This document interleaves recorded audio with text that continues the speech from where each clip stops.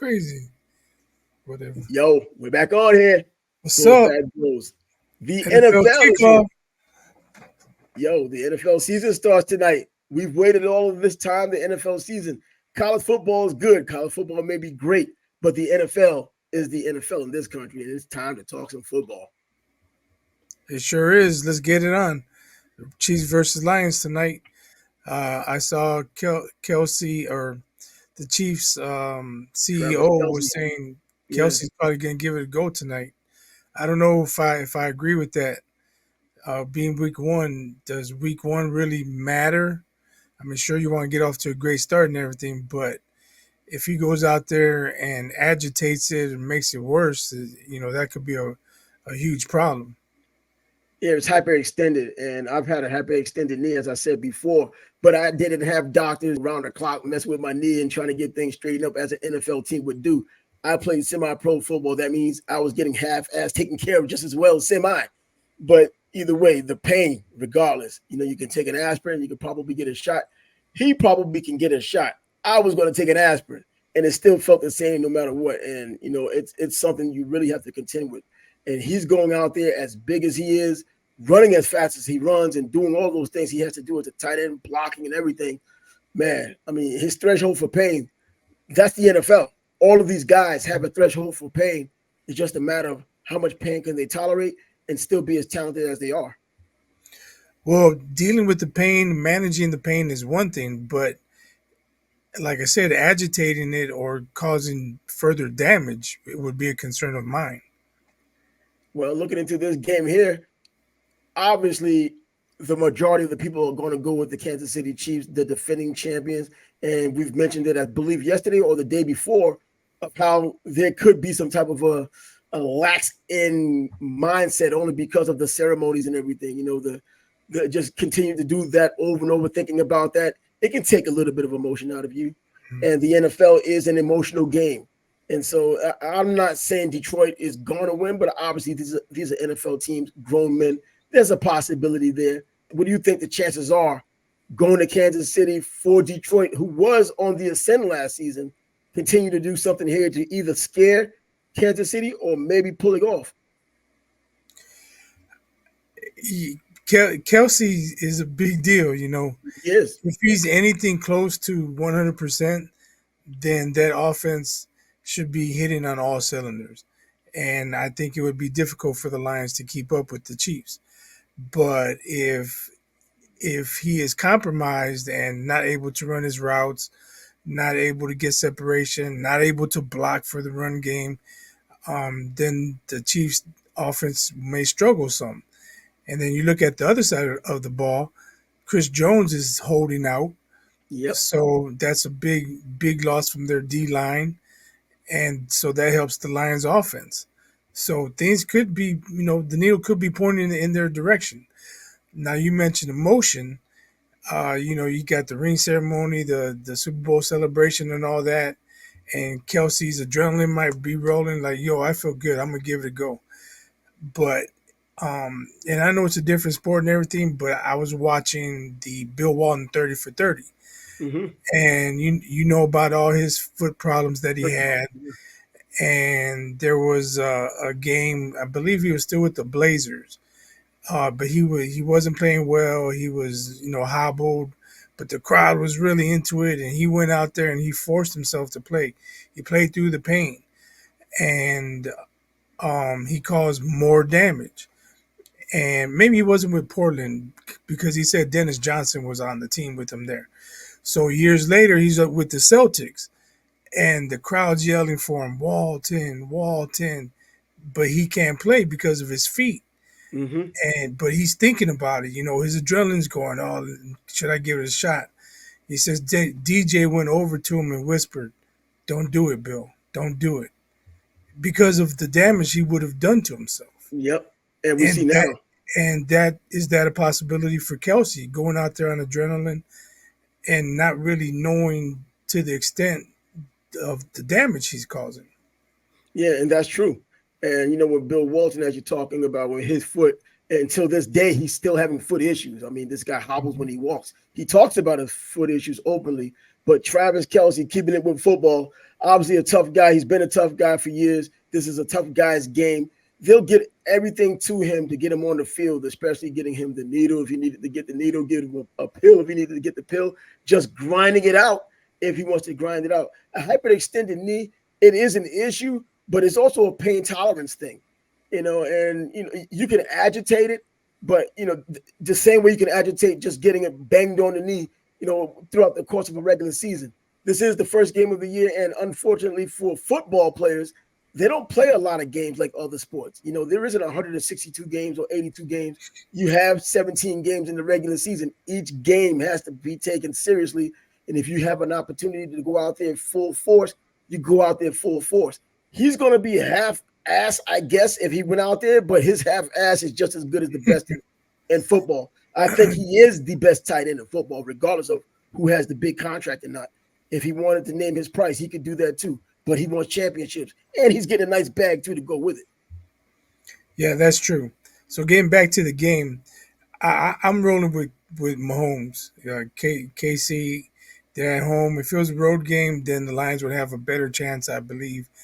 But I don't see the Chiefs losing tonight at home. No, I don't see it. I mean, you try to bring these things to play to see what might make the Chiefs lose. You kind of have a little romance about it, but you look at the team that's there, and even with missing players, the common denominator is still going to be Pat Mahomes. He makes stars. He's a kingmaker. So if you're a decent receiver who knows how to catch and aren't afraid to catch, he's going to find you, and he's going to leave it up to you to have the ability to do what you can with the ball. So, if you're just an average player, he can make you a better than average player by giving you the ball in the positions you need it. And he does that with everyone. He's proven it. And not to mention, it starts early for teams like that who go to the AFC Championship game. He has not gone to an AFC Championship game since he's been in the NFL for the 5 seasons he's been here. That's amazing in itself. So this leads me to believe this is going to be just another win in the win column. Not a bad thing against Detroit, because Detroit still can be on the ascent after that. It's just that you're going against the best, and the best right now are the defending Super Bowl champs. Also, you got to believe Andy Reid's going to have some plays planned if Kelsey can't go. That guy's an offensive guru. Yep. So with or without Kelsey, he's going to draw some plays that should work for them. He and Mahomes been together for 5 years now. Yeah, they work well together. He knows what Mahomes can do, which is pretty much everything and anything. So they got a wide open playbook, and he'll call whatever's needed if Kelsey's not able to go. And on the Detroit side, I mean, let's not forget about that. You have David Montgomery, who came from your Chicago Bears as their running back right now, but they go into the draft and they take Alabama's, who used to be at Georgia Tech, Jahmyr Gibbs, in the first round. In some people's opinion, a surprise pick. I thought it was a first rounder too, but maybe later on in the first round. But Detroit took him as the first pick of their draft. And I think he's a dynamic player. If you watched him at Alabama or even watched him at Georgia Tech, he has been dynamite and dynamic every time he's touched the ball. Now he's a bit on the small side for NFL standards, but he's also a running back that can do other things rather than running between the tackles. He catches out of the backfield. He can do kickoff returns, punt returns. I don't know if they'll risk him in that capacity because of his size, but this is somebody I really want to see. And on top of that, I mean, quarterback-wise, you have Jared Goff. I thought he was a bust. Maybe he's one of those Rich Gannon types who's kind of picking it up later in his career and is going to do something with Detroit. It could be. You mentioned the running game and David Montgomery. It's not out of the realm of possibility that the Lions run the ball. There's no Chris Jones in there to help slow it down, and they get on the road, and they maybe they play ball control. And at the end of 60 minutes, if they have 45 minutes time of possession and they keep Mahomes off the field, that's how they win. So I think that should be the game plan. You don't want to get in an up and down game with Mahomes and the Chiefs. Oh, no, and especially if you don't have the receiver to do so. Jamison Williams is not playing. He's out for 6 games because of the gambling incident, not to mention his hamstring has been an issue as well. So he's the dynamic player they thought they would have on the offense as well. Two Alabama guys, if you just look at the schools they had recently gone to, with Jahmyr Gibbs being from Alabama, before that Georgia Tech, and then uh, Williams being an Alabama player, before that Ohio State, coming to Alabama being as dynamic as he was, taken as a first round pick, not necessarily living up to expectations now, more because of injury, in my opinion, than ability. But yeah, Detroit has something to look forward to, just not tonight. Marvin Jones Yeah, may be the receiver they really rely on, someone they picked up from the Jacksonville Jaguars, a solid player for his career. Marvin Jones, Shade Tree, No, any not that relation? shade, not shade tree. I Any wish. relation? It could be, but nah. But he's a little guy, so I knew the difference. When I first saw his name years ago, I was like, Marvin, nah, not Shade Tree. Shade Tree had his career with the Jets, and that was that. But yeah, Detroit Yeah, probably not likely to win tonight. But I now that think if the Lions can control the ball, run it. Of course, you can't just be run exclusive. You have to pass. But if they pick their spots smartly, they can give themselves a good shot tonight. Oh yeah, and that's all you can ask for. Come on now, this is grown men. These are grown men looking playing a kids game, looking to become champions in February next year. And there's a long road. I mean, regardless of how good you look right now, you can fall apart in football in a matter of just weeks, and that could be toward the end of the year when you don't need to do it. When you start losing key players because of the grind of a 17 game NFL season now, as opposed to the 16 games you've had before that. But also moving forward in this NFL season, NFL news also coming out, as we probably predicted, Nick Bosa signing his 5-year, $170 million contract. Now the highest paid player in the NFL at that position that's not a quarterback going in. Oh, man. I mean, he's going into this San Francisco season with a dominant defensive line, because Javon Hargrove was also signed in the offseason from the Philadelphia Eagles. And man, we're talking about the way the Philadelphia Eagles played last season, getting all the sacks. Hargraves, as a defensive tackle, getting 11 of those sacks, moves over to the San Francisco 49ers, still a defensive tackle, but now you have a freak of nature and Nick Bosa out there with him too. And then Eric Armstead, three guys who are responsible for $339 million in contracts.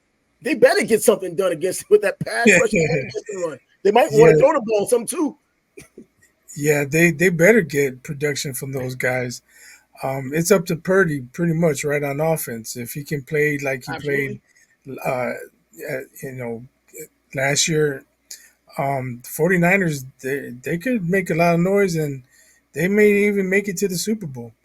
As you mentioned, that defense, they're very solid. I mean, they're better than solid. They're Yeah. dynamic on defense, and it's up to the offense to. They say defense wins championships, but in this day and age, you got to score points. So Brock Yep. Purdy, he's got to get the job done for them. Yeah, Brock Purdy, we already know what he can do. I don't think it was an aberration. I think he has the talent to move forward. That's why they felt so confident letting Trey Lance move along and go to the Dallas Cowboys. They're good with what they have. And letting Jimmy Garoppolo go, they are good with what they have. Coming off of injury, they're solid with that. Let's not forget offensively what they do have. Debo Samuel, also a big time player they signed as well. And Christian McCaffrey, that offense is lit up pretty well too with star players. And I think Purdy may be a star in the making as well. But now you have a defense. Now you have an offense. And I think that in the NFC West, they are the best team. Seattle may be the next threat there, but they are, because that's the same division as the Arizona Cardinals. And we already know they're bringing up the rear. And as I can see already, the Cardinals are on the clock. they, They are on the clock. they very well could be, but that we haven't seen the Colts, we haven't seen the Texans. The Bears had the worst record last year. They're supposed to be better. It remains to be seen, though, right? Yeah. But I'll tell you what, with the Bears, I mean, this is your team. I know you try not to be biased, and shoot, most times you aren't biased. I mean, figure pretty much all the time so far, you haven't been biased. The season's still young. But, sometimes the fandom kind of gets the best of people. But now you're going into your second season. You have this quarterback. You have your eye on this guy. This is Justin Fields we're talking about. What It's his for third his season. third season, in fact, his third season. Going into his third season, damn, time flies. But going into his third season, this is the season that we typically see if a quarterback is legitimate or not. You almost always give that quarterback 3 seasons, and I think the organizations do the same before they realize, okay, we may have to do another draft pick, we may have to think about a trade, we may have to think about a veteran that can do kind of the same and kind of weed this guy out. Kind of like Zach Wilson didn't have to wait that long, but yeah, the third season, typically the year, and whether you know you have something or you may not have something, or if what you have is solid and you can just run with that and build other places like defense. I believe what the Bears front office and coaching staff is looking for is for Justin Fields to get the job done with his feet. I Yeah, mean, with his his arm. arm this year, Yeah, not with his legs and feet. He's got to be able to throw the ball. You can look at Lamar Jackson. Yeah, he's dynamic, but he doesn't finish the season. He last couple seasons he's been injured. So Ravens go to the playoffs or don't go to the playoffs, and they don't have their starting quarterback, so they don't really have a shot. And so you don't really want a guy who runs that much, as much as he did last year. Um, yes, he was dynamic, had some incredible plays, but you don't want that to be the norm, and no. that's what the problem was.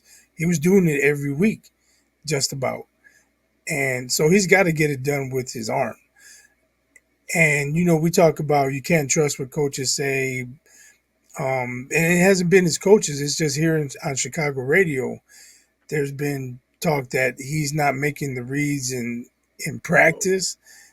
He's holding on to the ball in practice. So ooh, it doesn't sound good coming out.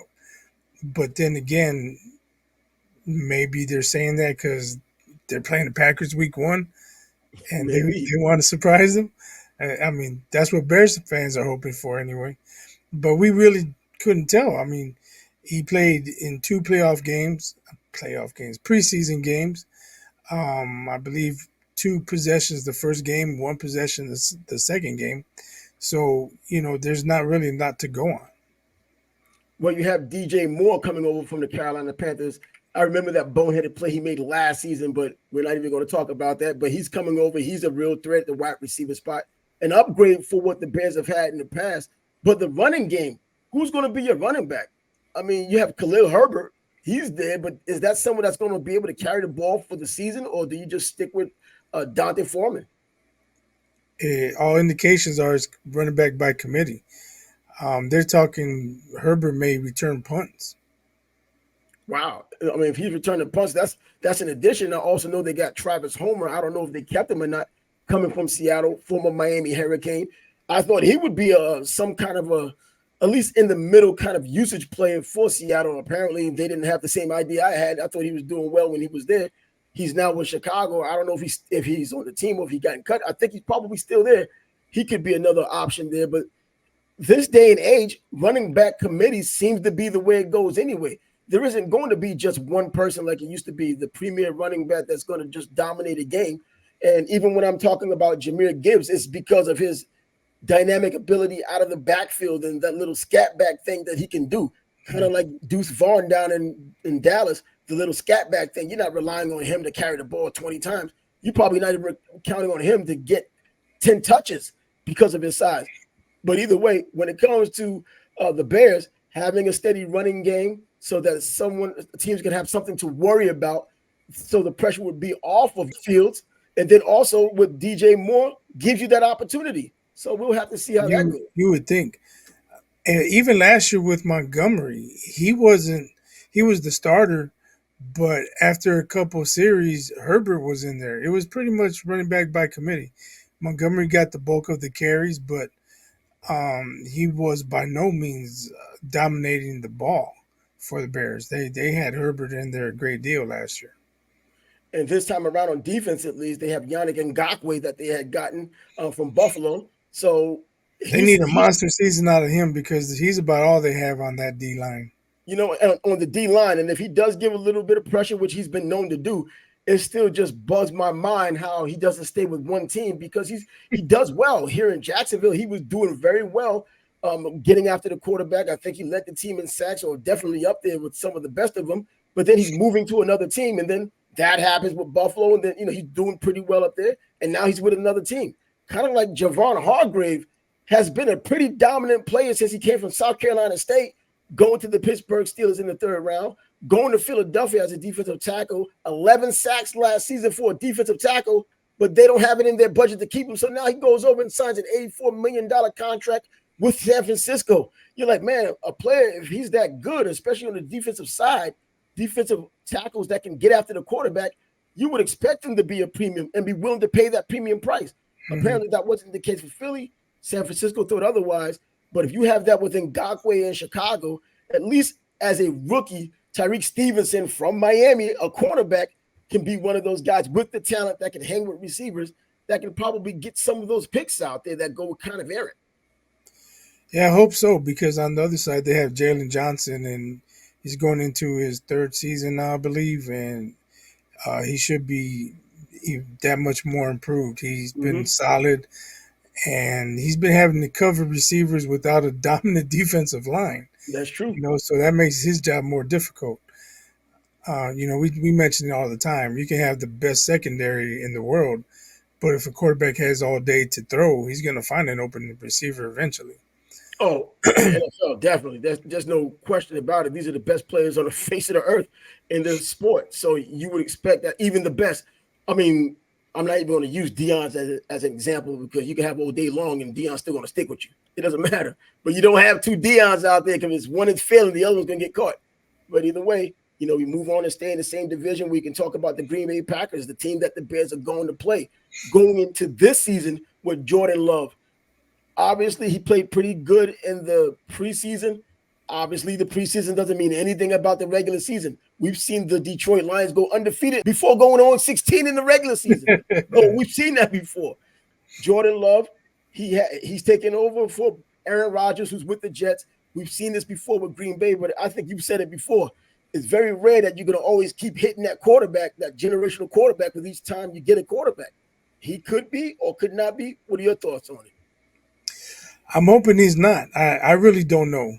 I'm really hoping he's not. And I saw earlier today that Nick Wright picked the Packers to win the NFC North. So I think that bodes well for the rest of the teams in that division. Nick wrong, right? Nick wrong. There you go. Yeah. So, but if Aaron Rodgers shared his knowledge with him and tutored him, mentored him, and Jordan Love was receptive to all of that and paid attention, then he's going to have a good shot to succeed. Now, whether he actually does it or not remains to be seen, but I believe the opportunity is there for him. Yeah, the opportunities are definitely there for him, but I think it would have been even easier if they were able to keep some of their wide receivers, who Aaron Rodgers brought a couple over to the Jets. Now he's stuck. I'm not going to say stuck, but Christian Watson, you got not exactly a household name. And then you have Jaden Reed, who they've drafted in the second round this past year. I mean, these aren't exactly the people you want to go to war with. Now, if the NFC North is not that well this year, then it might just be something. But I don't think it's that bad to where you could have that much turnover at those key positions, and then Green Bay can still rise to the top. I think because of their mediocrity, maybe a team like the Bears that had their issues but now have made additions, and now you're going into a third season with a quarterback who's more seasoned, it gives them a chance to kind of get better. Almost addition by subtraction. You get rid of those players, and then you get the addition of the Bears that might have to play mediocre, but their mediocrity from last year is probably good enough to win this year. I don't know. I'm expecting anywhere from 6 to 8 wins for the Bears. I think that would be a good step up from last season when they only had 3. Anything more than 8 wins, I mean, that's gravy. I don't see it happening, but if all things go well and they win 10 games, maybe because the Packers are down, the Lions don't ascend like people think they are, then maybe that's possible. But I think they still have too many holes on the defensive line and the offensive line. They sustained a couple injuries. Guys, not for the long haul, but guys won't be available week 1. So that's going to hurt their line on opening day. Well, we were in that NFC North for quite some time. We talked about a couple of teams, the Bears in particular, and Green Bay. But now we can go back to the AFC, not just talking about the defending champs, the Kansas City Chiefs, who are playing tonight against the Detroit Lions, as we already had spoken about. We can talk about one of those teams in which another big time player got a big time contract, and that's Lamar Jackson in the AFC. Baltimore Ravens, now with Odell Beckham, their wide receiver. I mean, Zay Flowers is a wide receiver. A lot going on in that offense, which was already kind of sort of explosive now. Baltimore, known for its defense for all of these years, offense is definitely the way it's going to get done this year, it seems. It seems that way, right? Yeah. In the past, he's had limited options, and now he seems like he has like Lamar has good options on the outside. Mm-hmm. Will he be able to make the throws? They're still going to run the ball. I think there'll be a run heavy offense, just because that's what they've been. But when it comes to time to make plays, they actually have receivers who can make plays. And don't forget their tight end, Andrews. He's solid too. Oh yeah, definitely. He's solid. But I'll tell you what, and when it comes to Lamar Jackson, I give him a bit of a flat because he's a running back who throws the ball. No, he's a little bit more than that. He can throw the ball. He can read some defenses. It's just that when it comes down to games that matter is when he kind of falters. And I think it has a lot to do with the lack of weapons at wide receiver. So he can get the job done. I think his offensive line is solid enough to where he's not going to get injured. I remember when Kaepernick was running the ball the way he did, and then the rest of the defenses figured out the run pass option and started just hitting him, regardless of whether he had the ball or not, whether they were going to risk a penalty or not. But now you get someone like Lamar Jackson, who's even more dynamic and explosive than Kaepernick. And then you have a running game, and now with 17 games, running back by committee.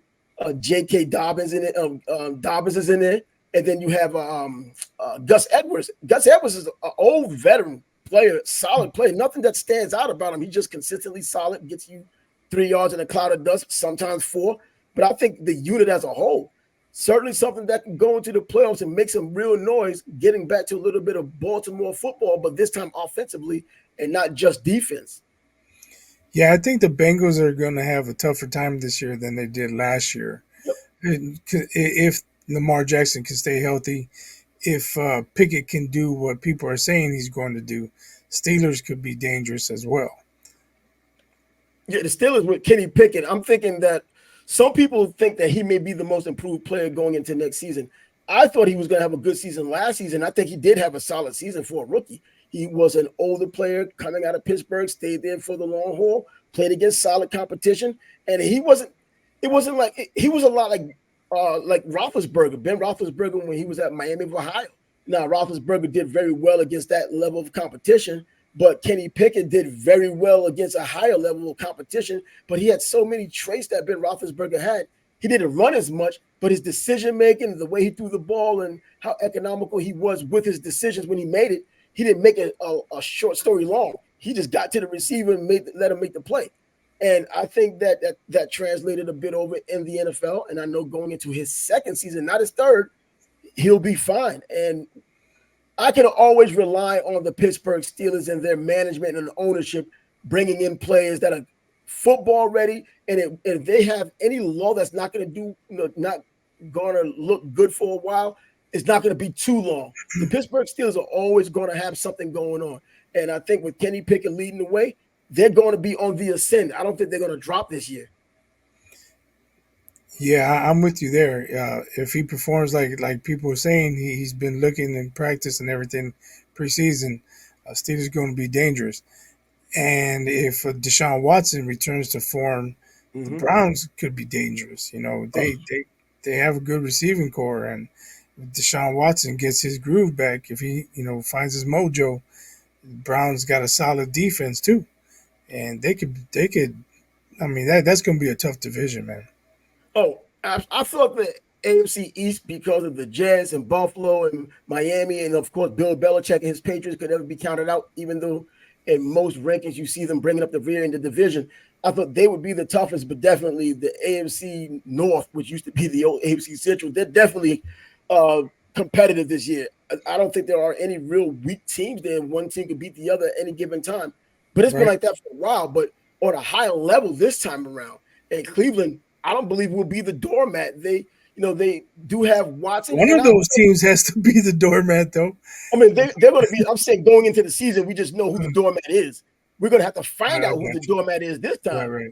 And with the Browns, with the additions they've made, and of course Deshaun Watson, I don't think that we've ever seen him become very, very good. We saw him when he was getting to that point, so we don't know whether he was going to continue to go up and become very, very good or possibly great, or was he just going to be that mid-level guy, which there's nothing wrong with, and you can win with as long as you bring a nice, solid defense to the table in the running game.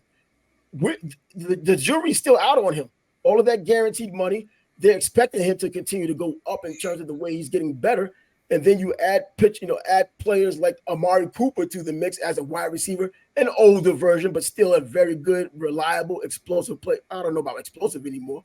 But then you have Elijah Moore, who's been given a reprieve coming from the Jets, going to Cleveland now. And I'll tell you what, man, another one, David Njoku, a tight end. He's one of the underrated guys in the NFL, and he catches passes and he can block, and he's just a big, power forward athlete on the football field. Deshaun Watson has a lot of toys to play with, and who the Mhm. hell forgets about Nick Chubb? We know what he can do. Right. Yeah, a good running game is the quarterback's best friend, other than the tight end, right? Yeah. So if they get Nick Chubb going, Nick Chubb can run the rock, man. Oh God, can he? I used to watch his videos when he was at Georgia, and they show him squatting. And you see all those freaking plates on a freaking bar. He has like 5 guys squatting him. It's like 1,000 pounds on the plate, man. Like, what they gonna take you outside? Let you pull fire trucks now? I mean, it's like the strongest man in the world contest when he was out there. But yeah, man, I mean, it's going to be exciting. This is going to be an exciting NFL season. Obviously, some teams are going to make it much more exciting than others. And I think this AFC North and the AFC Eastern, I don't even know of the NFC North. I don't know quite yet. They'll battle it out, but I don't think that the team that comes out of there is ultimately going to be the team that makes all of the noise in the NFL. We don't know that either because a lot of teams that don't look like they're going to make noise, and when the season goes on, they get hot and they do what they do, and we just get the end result. But yeah, man, it's just I, going to be something. I think the Bengals are the best team in that division, but almost every division game is a rivalry, It is. and it's hard to beat your rival twice in the same season. When you got to go to their house and they're fired up because they're a rival. You Yeah, know, um, every I game. was I was at the Baltimore Ravens game last year when Joe Burrow and the Bengals came to town, and it was an ugly game. You talk about Joe Burrow being top three quarterback in the league, and he didn't put up a lot of numbers. Lamar Jackson, he didn't have a great game either, but they made plays when it counted. But it was just one of those uh, rivalry games that anything can happen. And it took a Justin Tucker kick at the buzzer to win it.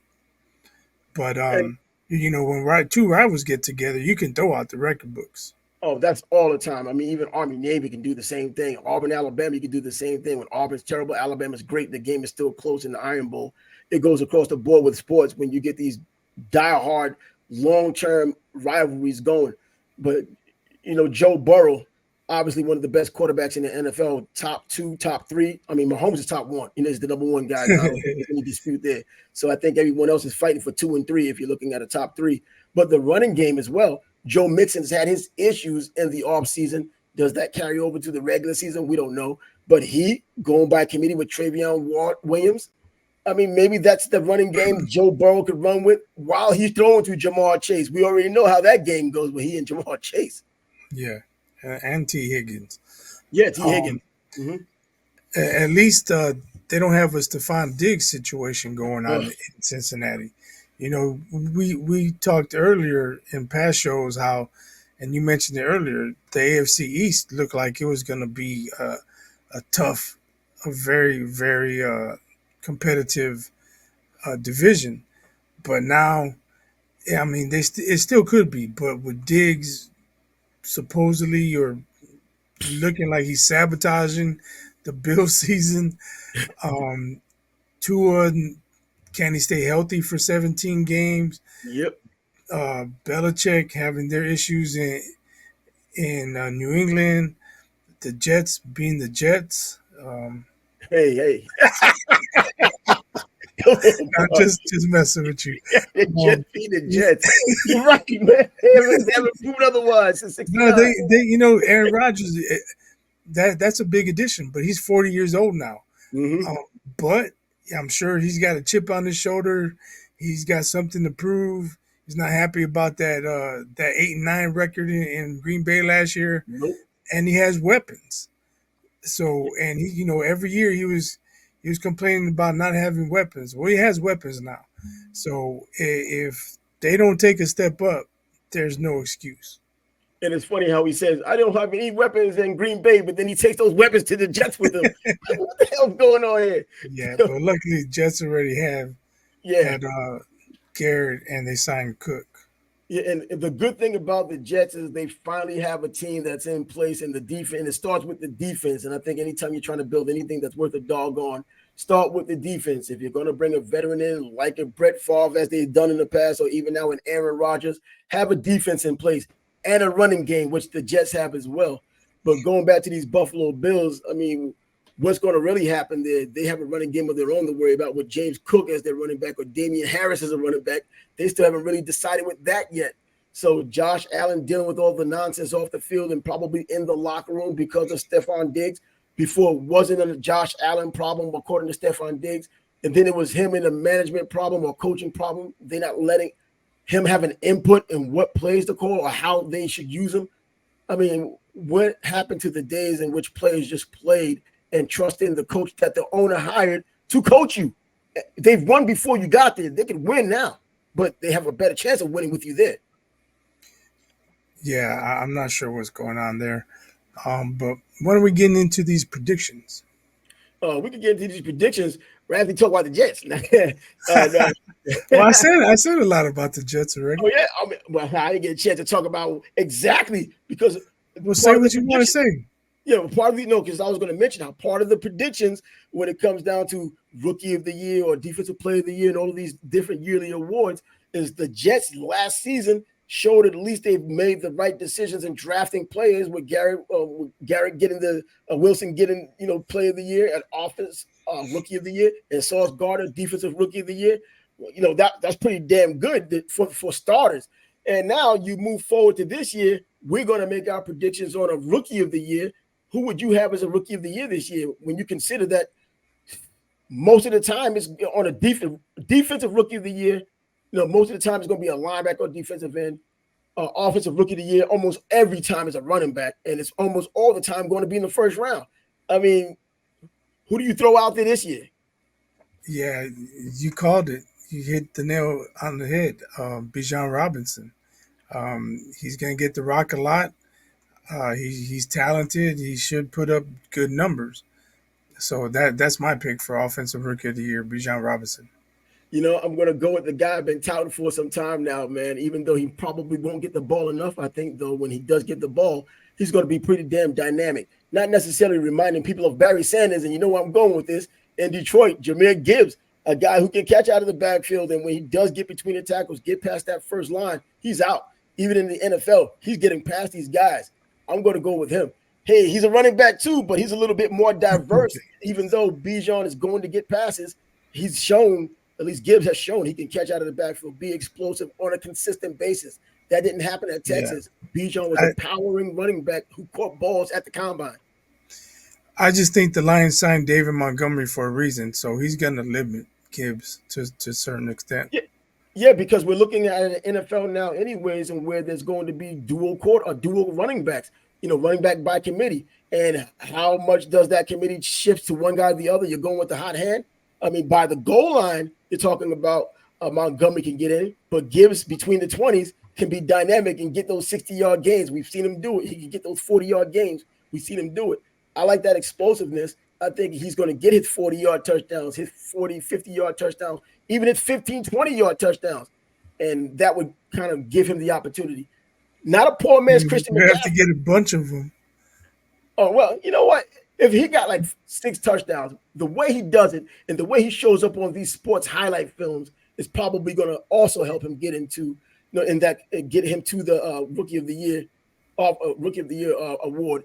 If they continue to show him if he doesn't get the touchdowns, just the body of work while getting those touchdowns, or just overall, But just looking electric. if he has 7 carries for 55 yards and 1 touchdown, But but you know what? But if he can do that in 7 games, 10 games, I mean, hey, that adds up. Because he's going to get those passes out of the backfield as well.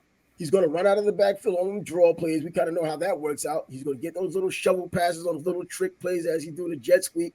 We're going to see those things. But but Bijan Robinson would be the obvious pick, I think, because I think all the Vegas numbers has him getting it because, like we've said, running backs, particularly first rounders, obviously are likely going to be the ones to get the award, and he's going to be in a capacity in which he's used most times, even if there's a running back by committee with Atlanta. Yeah, I agree with that. Well, I mean, obviously, that was my pick. Oh, okay, what about the defensive side now? Defensive rookie of the year. There's another consensus on that as well, and I think I may have to go along with it only because it makes too much sense. Don't go against the grain for the sake of going against the grain. If this is who you believe, this is who you believe. I believe it's going to be Will Anderson. Why not? A rookie who's put in a situation to go after the quarterback, and that's what he does. Right, and that team's going to be bad. He's going to have a lot of opportunities to get to the quarterback and make tackles. So that's why I go with Will Anderson also. He's going to have the most opportunity to make an impact, in my opinion. Yeah, and with C.J. Stroud being a rookie quarterback and having his issues, which you would have, and just like Peyton Manning and other greats have had in their rookie year, there will be a lot of 3 and outs, and that defense will be back on the field. So he'll have opportunities to chase the quarterback, chase the running back, and make a whole bunch of plays. So that's not a surprise there. But yeah, we're kind of in unison with that. But we're in unison with practically the rest of the country, with the exception of me taking Jahmyr Gibbs, because it looks like everyone is going with what you said, Bijan Robinson. Well, if I didn't go with Bijan, I was going to go with Jackson Smith and Jigba. Oh, really? Wide receiver? Yeah. Why not take a shot in the dark on an explosive receiver? Oh, well, he is explosive, though. He's a hell of a damn player. I watched enough of him at Ohio State to where he was making those plays. Ohio State is like wide receiver you, not all of a sudden. If you could just point to some of the receivers they've had over years, they've just had excellent receivers. And even when you look at Jameson Williams transferring from Ohio State, still becoming a first rounder with Alabama, still Ohio State first. They just know how to pick these wide receivers. So I think that's a pretty good pick as well. I didn't even think about that. Yeah, like I said, he'd be my second choice. Well, I didn't even come with the second choice because I was just so caught up on Gibbs. I was like, yeah, this is going to be the guy right here. I don't want to try to surprise someone. This is someone who I've spoken about for some time. I could have just said, okay, Joe, Deuce Vaughn. Now you talk about someone who may not get the ball often. That might be him. So let's look at NFL MVP. You know what, man? I got a funny feeling. I'm going with your boy Aaron Rodgers. Like I said, he's got a chip on his shoulder. He's in New York. If he plays at Aaron Rodgers' level, man, everybody's gonna be DICK writing. Yo, bro, I said don't because that's who I had. I thought you was going somewhere else. You stole my. Well, I told you yesterday you probably weren't gonna like my pick, but that's who I was leaning to. I thought it would be somebody else, like I don't know, Mac Jones in our division or something. I don't know. Go with Aaron Rodgers. I'm like, oh shoot. Just completely took the air out of my sails with this one. Hey, he has every reason to do it. He has a defense that's in place. He has a running game in place. Breece Hall is back. Of course, he has the knee injury he's recovering from. That's why you bring in Dalvin Cook, who's almost just as explosive, because, in fact, Breece Hall is even more explosive than Dalvin Cook, or at least was. We'll see once his knee heals up. We still have Michael Carter running the ball. I mean, that running game is going to be sick for them, for the Jets, and I know it's going to keep a lot of defenses at bay. But do you really want to stay at bay knowing Aaron Rodgers is back there doing whatever the hell he wants? We finally have an offensive line, at least on the surface, that can hold up a bit. Now you have a running game, and now you have an offensive line. You have Garrett Wilson, the defending and unequivocal offensive rookie of the year last year. Let's see how he is going into his second season. And then you have Allen Lazard coming back, a bit of a hamstring injury right now, but those things – I don't like those. I can't say they work themselves out because they also can be quirky and a pain in the butt throughout the season. But, there's just so much going on with that team. And I've seen a lot of supposedly great Jets teams going into a season, some of them living up to expectations. This one, a lot of 1998 looking like this one, where the Jets did go to the AFC Championship game just to blow the second half against Denver and lose. But yeah, I guess I'll go with the long diatribe and just Aaron Rodgers, man. I, That's it. I'll tell you what, the game Monday night could go a long way to him winning MVP too. Absolutely. Yep. All eyes going to be on that game. If the Jets pull it out and he looks good, I mean, he's out the gate hot. Yeah, and the underdogs right now, you're talking being in New York, being in Jersey, there at MetLife Stadium in Jersey, but being at home on 9/11, another ceremony, by the way, with emotion involved because of what happened on 9/11 back in 2001. And now the Aaron Rodgers, I mean, finally, you're unveiling him. This is no longer just Aaron Rodgers hanging out at a Knicks game or hanging out at a Rangers hockey game. This is Aaron Rodgers in the flesh. No preseason action, the guy you've always seen, the guy you saw with Green Bay win a championship. So this is going to be Aaron Rodgers on display in New York, all lights on. Monday Night Football, New York versus New York. Buffalo still in New York, not Canada, as I said before. But yeah, man. Yeah, I think when you look at everything, the Diggs situation in Buffalo, Rodgers wanting to make an immediate impact. I'm going with the Jets on that Monday night game.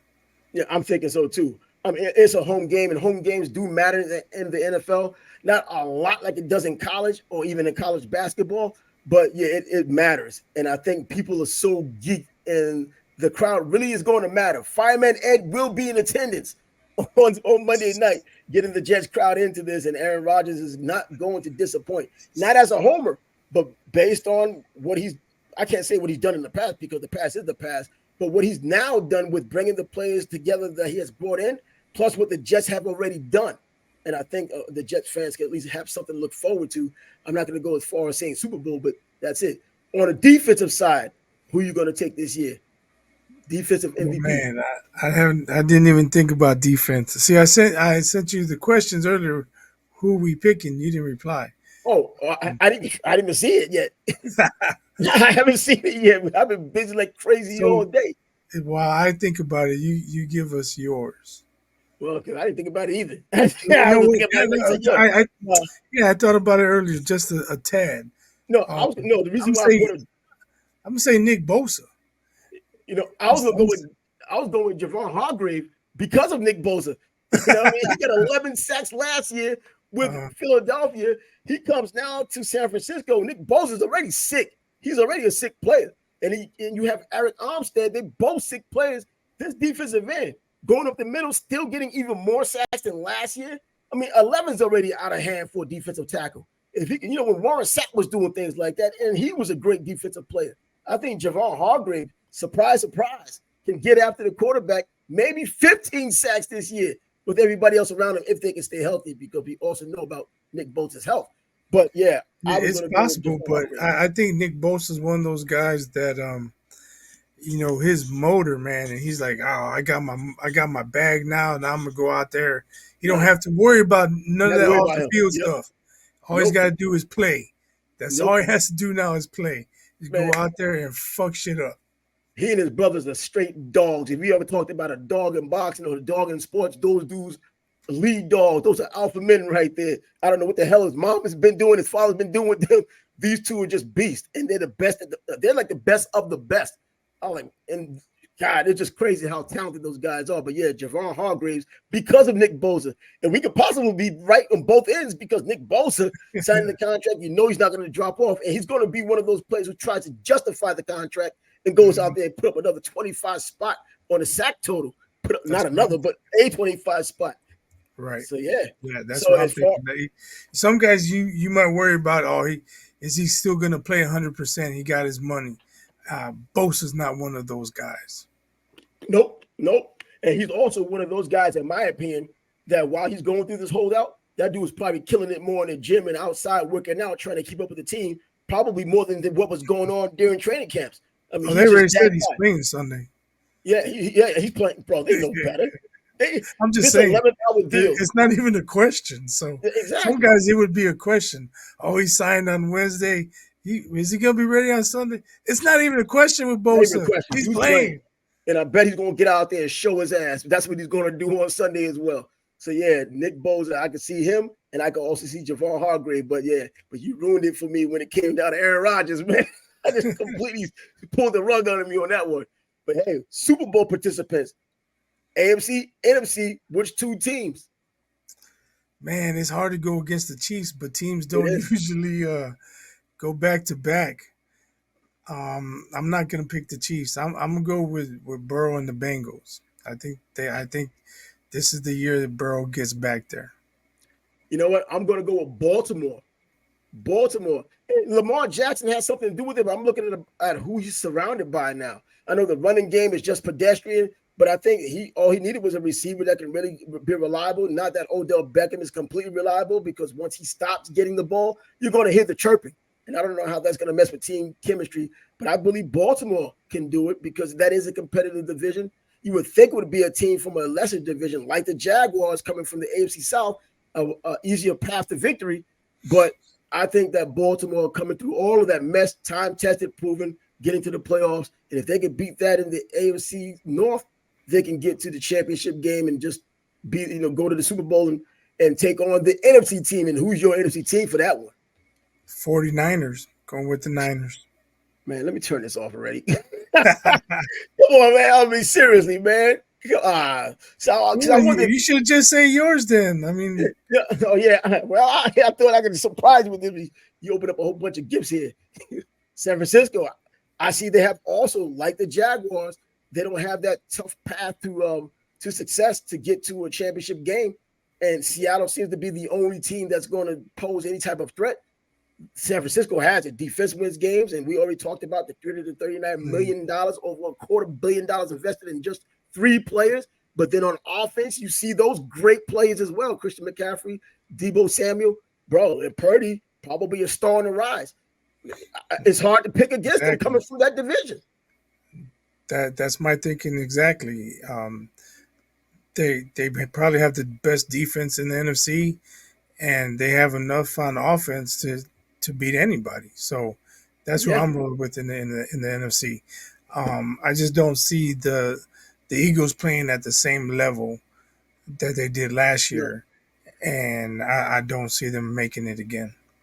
Yeah, I see them taking steps back, and not because of Jalen Hurts. I think the team as a whole, especially with Javon Hargrave leaving, that's 11 sacks they're not going to have, even though they were getting after the quarterback greatly last season. I just think that they're going to take their steps back. And even though the NFC East isn't very difficult, I still don't think that the Eagles, they can beat everybody up over there. We've seen teams in sub 500 win divisions and still go to a playoff game. And it's not saying that they would be one of those teams, but I'm saying that they can beat all those teams and still not be among the best in the NFL, which I don't believe they'll do this season. So, yeah, I can see that. And, San Francisco, as I said, easier path. And the Jaguars would be the surprise team. I don't think that's any surprise to anybody. Not getting to the Super Bowl, but making a real big splash as they did last season to show that it wasn't an aberration, that it's actually great coaching and a great quarterback in the making being led by a great coach. Yeah, I can see if Lawrence has a great season, takes another step up, he can get some MVP talk, especially if the Jaguars are winning, which I we think he will. expect them to do.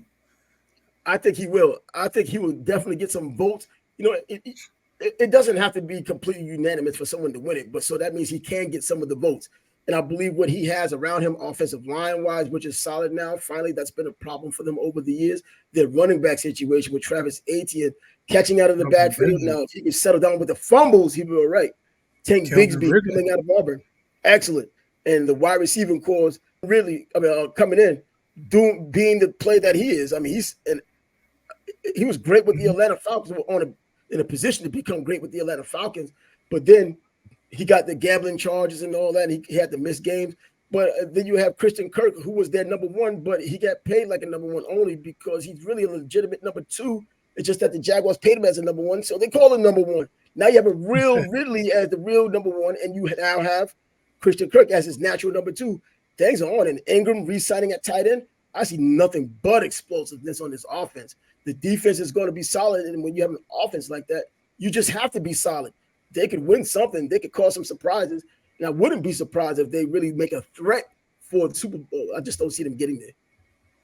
Yeah, because they're in a weaker division, they could possibly win 12 games. Yeah. And if they end up with the number one seed in the AFC, and everybody has to go to Jacksonville, well, that makes it a little bit easier for them playing at home. Oh, They're absolutely. having to go into a madhouse in Cincinnati or go to 30-degree weather in Kansas City. Hmm. That makes a big difference. Yeah, it does because I've seen these Jaguar fans. I've seen the best and the worst of them when they weren't putting people in the seats. Their fans weren't there. You saw. And I used to always make a joke of saying, "Yeah, in front of both of their fans, they won another game." You know, now you have a stadium full of fans, and now all those young fans who were kids when all of this was going on are grown fans and paying ticket holders, buying all the seats up, and they're rabid about their team. And last season gave them something to be rabid about, and I'm not surprised that it will continue this year. I don't know how far, but I know the Jaguar fans will have a hell of a ride as they're going on this ride. So that kind of brings this NFL show to an end because the NFL is going to start tonight. Detroit, Kansas City, we've talked about it. Patrick Mahomes, probably the best player in the NFL right now. Typically, you don't want to say Yes. that about a quarterback, but he is. There's just no way around it. And then Bosa maybe next. Hey, but yeah, as far as the best player in the NFL, he's proven it several times, and he's getting an opportunity to get the repeat going. It starts tonight. Detroit, Kansas City. Check it out. I'm Trav. He's biased. Check us out. We'll be back Peace. on Monday, and you already know what it's going to be Have a about. good one. Enjoy the football. Later.